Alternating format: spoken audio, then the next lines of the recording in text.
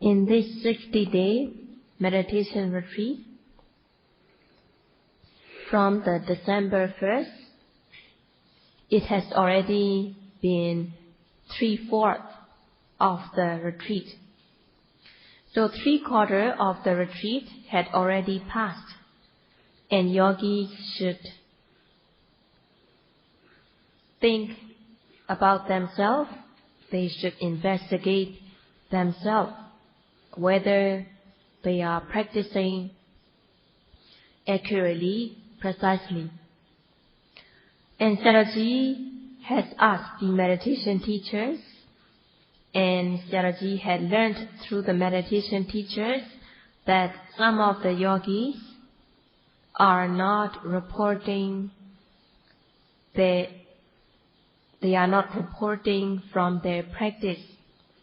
And if the yogis are being asked, they just say that they are practicing according to what Sayadaw had instructed.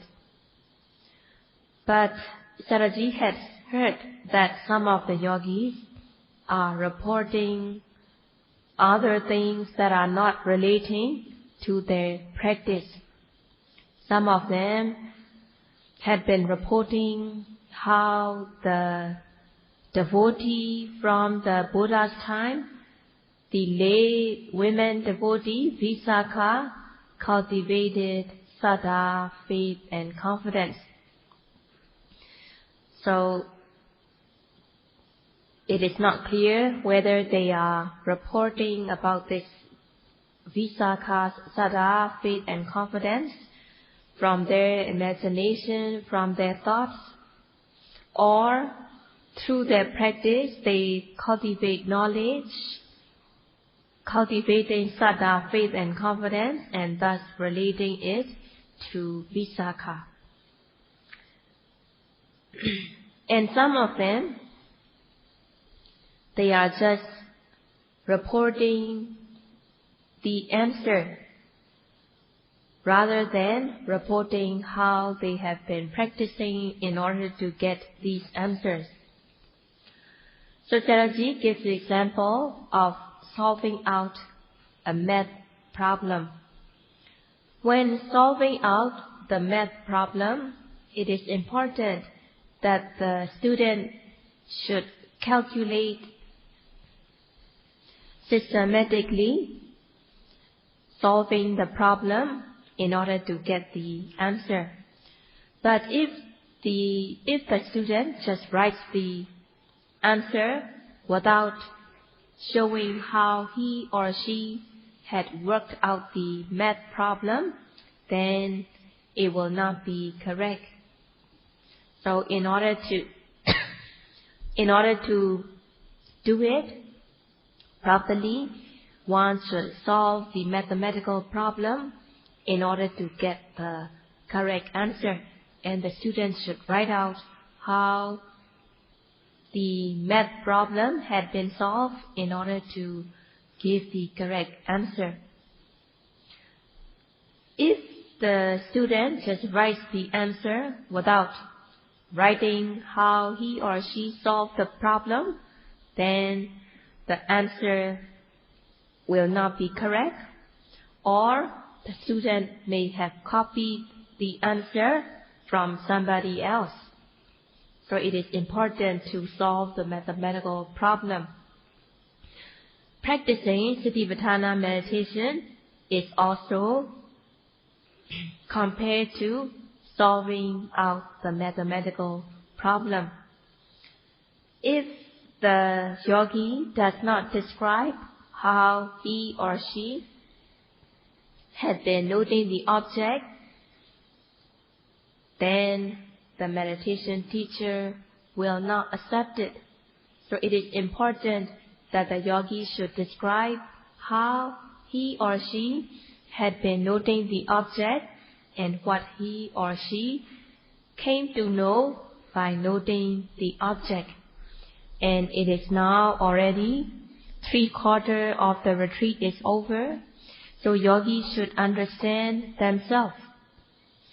There is still time, there is still 2 weeks left, So if the yogi corrects his or her weakness, if the person corrects his or her shortcomings, they are still 2 weeks sufficient enough to correct his or her problem. But otherwise, if the yogi keep on practicing according to how he/she think of it as right, not correcting his or her mistake, then it will just be the same, even if the whole retreat is over. So, if the yogi is not noting the objects such as rising and falling of the abdomen effectively, efficiently, concurrently, then they will not get the answer.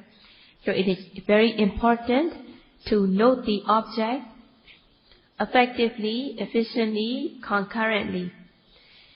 One should not be flippant in the practice.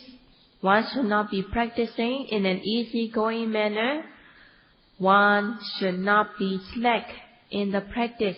So it is very important to practice accurately, precisely, according to the guidance given. So in order to have sustained mindfulness, one should have ardent effort, full of alertness, readiness. One should aim one's noting mind so that the noting mind will be direct or face-to-face with the object. And noting the object with aim and effort, yogi will get the appropriate answer through his or her practice. So now, 3/4 of the retreat is already over, but some of the yogis are not satisfactory. So they should take care in their practice, because they came from very far, spending all the money, leaving behind work. So in order to be worthy of coming all the way, spending much time, it is important to practice accurately, precisely, according to the guidance and instructions. Practicing according to the guidance and instruction, it is guaranteed that one will gain the true happiness through the practice. In order to gain the kind of happiness that is guaranteed, one should not be slack in the practice, and one's effort should not just be ordinary. One should practice accurately, precisely. Sayadaw and the teachers have been repeatedly encouraging the yogis to practice accurately, precisely. And there should also be sadhukan savana. Yogis should listen to the guidance and instruction attentively, and also they should put it into the practice.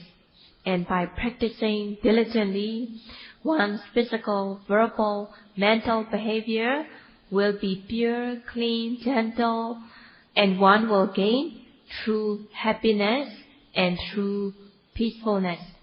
But if the person is flippant in the practice, then they will be going back home just the same as before. So it is very important to understand oneself. One needs to investigate oneself, whether one is practicing accurately, precisely. So Sayadaw again encourages the yogis to practice respectfully, meticulously, thoroughly. Practicing Satipatthana meditation is not doing sitting meditation alone. One should be mindful in every posture, walking, standing, sitting, lying, as well as in the minor postures. One should be noting the object with aim and effort, and one should understand the benefits of Satipatthana practice, cherishing, valuing the Satipatthana practice, and one should have the strong will, one should have the eagerness to gain these benefits of practice. And Sayadaw has been explaining many times already that yogis should be practicing with eagerness in the practice. Sakkaca Kariyata, one should practice respectfully. Noting should be continuous, one after another. There should not be any gap. There should not be any break or any gap between the mindfulness. Yogis should be mindful without stopping in order to cultivate samadhi, concentration, and in order to cultivate knowledge. And one should practice cherishingly, valuing the Satipatthana practice. If the person is not practicing respectfully, meticulously, then there will be lack of mindfulness. If there is lack of mindfulness, one should notice it right away, and one should be mindful in order to discern the true nature. Sayadaw gives the example of eating. When eating, if one does not chew the food properly, if the person just swallow the food without chewing, one will not know the flavor. So one has to chew properly. Chewing properly, one will get the flavor of the food. In the same way, one should note the object carefully. One should note seeing, hearing, smelling, tasting, touching, knowing. Just as the food cannot be swallowed without chewing, in the same way, one should note the object, pay attention to it, noting with aim and effort. If the person is not practicing properly, there will be thoughts, imagination, and when the yogi comes for report, he or she will just say that I am practicing according to how the Sayadaw is instructing, and they are reporting other things that are not relating to the practice. Rather than explaining their practice, some of them are talking from the thoughts and imagination. As a yogi, one should know whether one can note the object properly, effectively, efficiently. Even if the person misses or fails to note something, one should notice it that he or she missed. In eating, in order to know the taste, one should chew properly. In the practice, one should pay attention to the practice. One should practice without stopping, without taking rest in between. The practice should be in great momentum in order to cultivate the mental strength. The example is given. The engine in the car should be running in order to charge the battery. If the car engine is left without turning it on for a long time, then the battery will run down. So in order that the battery should be charged, one should start on the engine, keep the engine on so that the battery will be charged. Even if the car is good, but if the battery is run down, it will not be of use. So one has to keep the engine on in order to keep the battery to be charged. As much the engine is on, the more the battery will be charged. So this example applies to the practice. One should be practicing with diligent effort continuously so that the practice will gain momentum. When sitting down, standing up, bending, stretching, all of these activities should be done mindfully. So one should be mindful in public as well as in private. But some of the yogis, when they are in privacy, they do not practice, they are not mindful, they do things without mindfulness. So the momentum of the practice will get run down. When the battery is charged, then it will be useful.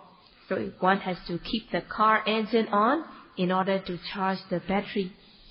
In the same way, in the practice, yogis should be practicing continuously so that the momentum of practice will be up. Even when using the restroom, yogis should be mindful.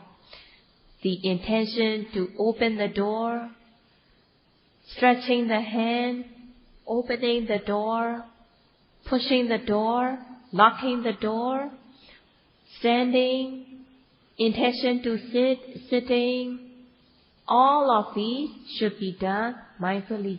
Even when using the restroom, one should be mindful in every activity. By being mindful of every activity, one will gain knowledge.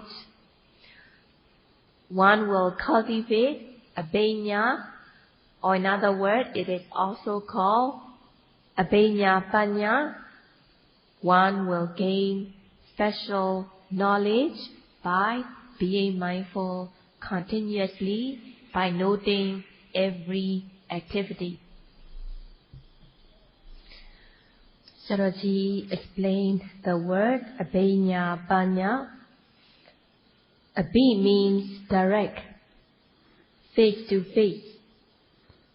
So just like when a person meets another person face to face, direct, in the same way, Abhi means face to face or direct.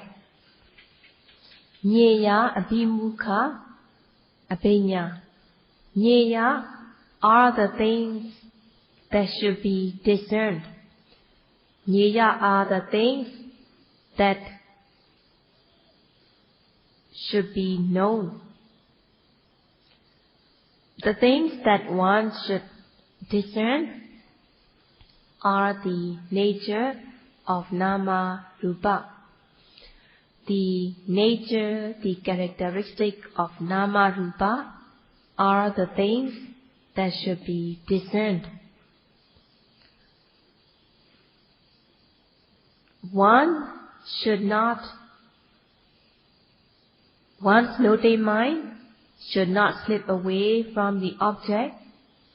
The nama rupa are arising continuously like a stream of current. And one should be mindful of these nama rupa. At the time that one is asleep, it is impossible to be mindful during sleep. But when the person is awake, from the time one wakes up until one goes to bed, one should be mindful continuously on the nama rupa that are arising like a stream of current. Nyeya are the things that should be discerned. When bending, stretching, turning, in all these activities, they are the nature that should be discerned. There are fields of objects to be noted. Within the fields of objects to be noted, there are objects that are arising new. The objects that are arising new are called ñeya, as they are the things that should be discerned. One should note in such a way so that one's noting mind will be direct or face-to-face with the object. Noting the object, one's noting mind will be direct or face-to-face on the object, and there will be sustained mindfulness, and one will discern. When the mind falls on the rising, one discerns stiffness, tension, movement. When the mind falls on falling, one discerns movement, relaxation, contraction, and so on. Just as when one chews the food properly, paying attention, one comes to know the taste or flavor of the food.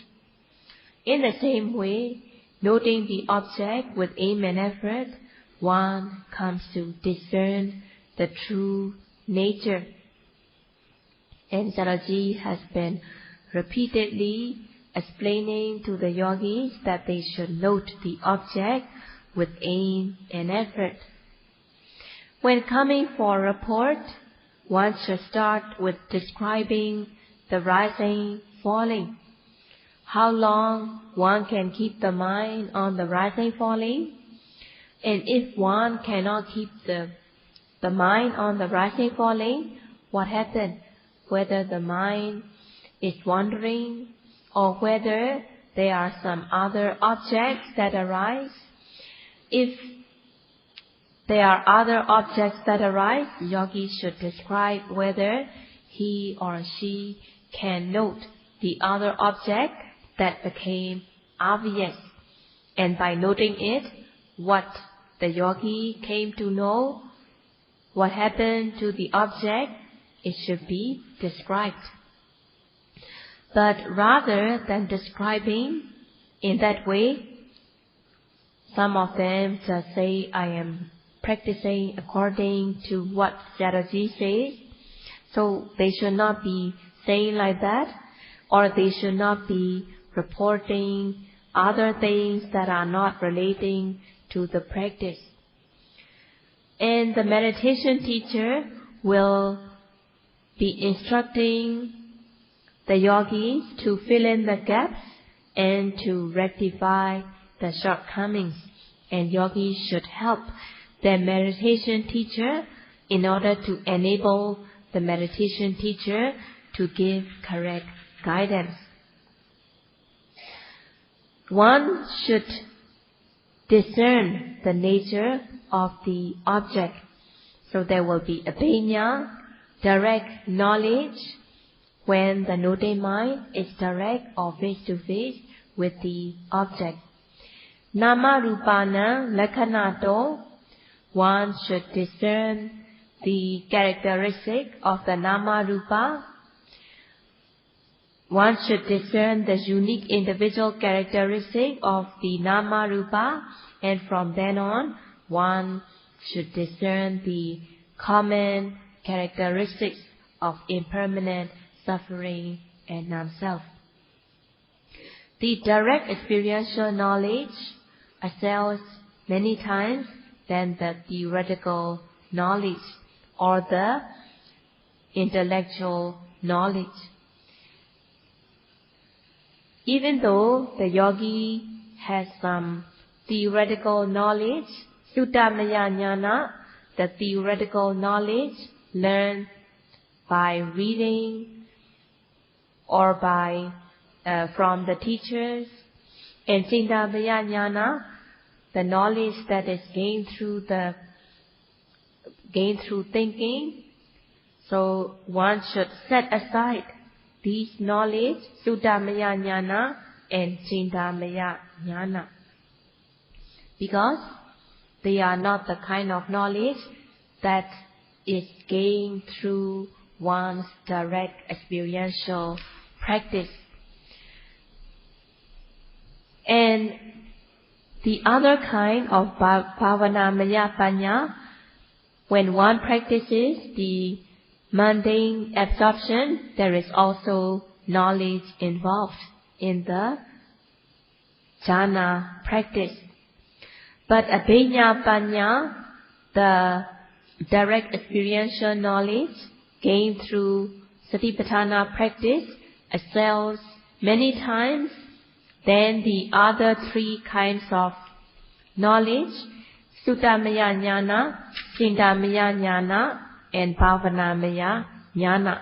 So the direct experiential knowledge that is gained through the Satipatthana practice excels many times than the other three kinds of knowledge. And in order to gain Abhinna Panya, one needs to be mindful of the object. One needs to note the object with aim and effort so that the noting mind will be direct or face-to-face with the object, and one will discern outstandingly from the other kind of knowledge. But yogis are thinking, reflecting, so their Suttamaya Jnana and Chintamaya Jnana are getting in the way. And thus, some of them are not making much progress as they Suttamaya Jnana and Chintamaya Jnana are interfering in the practice. So Sayadaw encourages the yogi not to be thinking, not to be imagining, not to be speculating, or not to be reflecting. If thinking, imagining, reflecting, speculating arises, one should note it right away. So one should note the presently arising object in order to cultivate sati, samadhi, and panya, mindfulness, concentration, and wisdom. And one should have faith and confidence in the practice and to practice diligently. With the theoretical knowledge without any practice, one will not discern the true nature. One should be mindful of the object with aim and effort in order to discern, in order to gain Abhinna Panya, in order to gain the direct knowledge. One should be noting the object with aim and effort.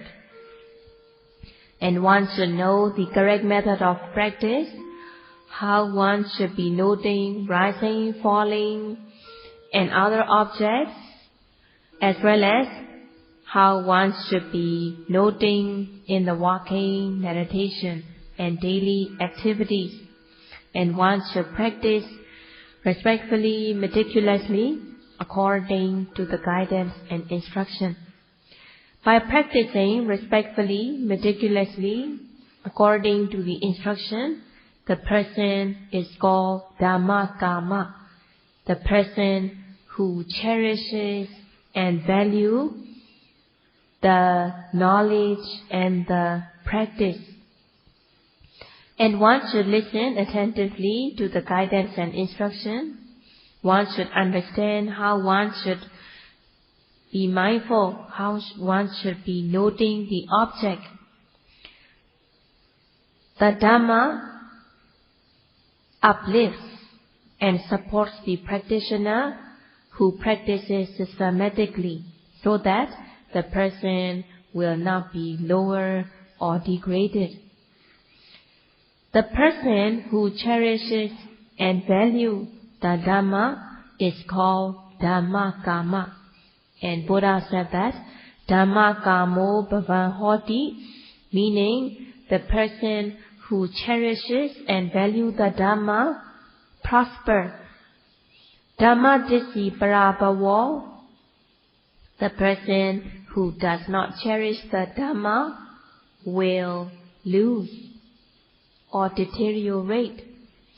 If the person does not practice systematically, even if he or she practices, but if he or she practices in the way he or she think it as right, without following the guidance and instruction, or even if the person practices, if the person does not practice completely to a complete level, he or she is said to be disliking the Dhamma.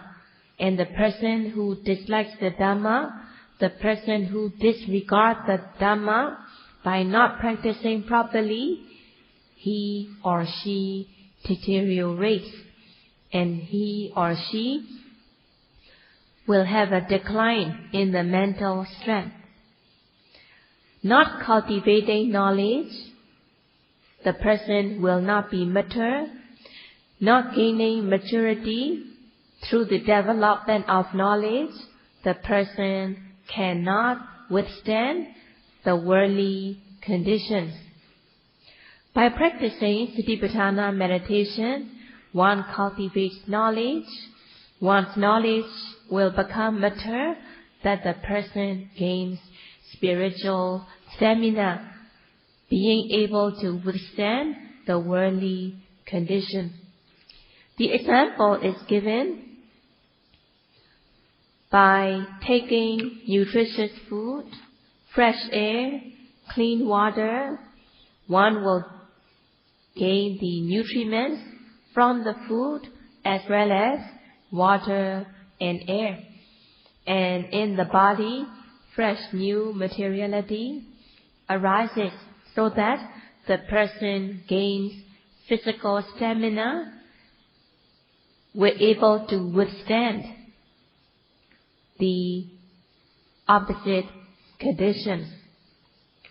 So in the same way, by practicing Satipatthana meditation, when one cultivates the spiritual strength, there will be spiritual stamina, spiritual resistance, and spiritual stamina. One cultivates the Dhammoja, the Dhamma nutrition, and one will cultivate the spiritual resistance, spiritual stamina, and thus one will be able to withstand the worldly conditions. If the person does not take nutritious food, if the person takes junk food, does not drink pure water, or does not inhale clean air, then his or her physical stamina will not be good, and thus the person cannot withstand heat or cold. His or her immune system will be weak, and thus the person will not be fit or healthy, and the person will not be able to do any kind of work in order to make a living. The person cannot support the family properly if he or she is not in good health. In the same way, if the person does not practice Satipatthana meditation systematically, he or she will not be cultivating the mental strength, and there will be a decline in the person by failing to practice systematically. So the person who cherishes and values the Dhamma prosper, whereas the person who dislikes the Dhamma will be deteriorated, and there will be a decline. So it is very important to listen to the guidance and instruction attentively, following the guidance and instruction accurately, precisely. So again, Sayadaw encourages very strongly to practice diligently according to the guidance and instruction. By listening attentively to the guidance and instruction, in whatever posture that one is in.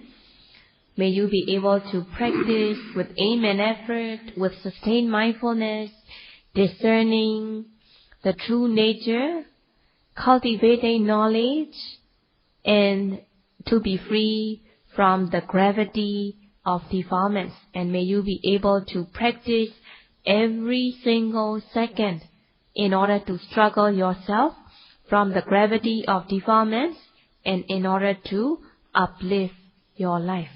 And this will be all for today.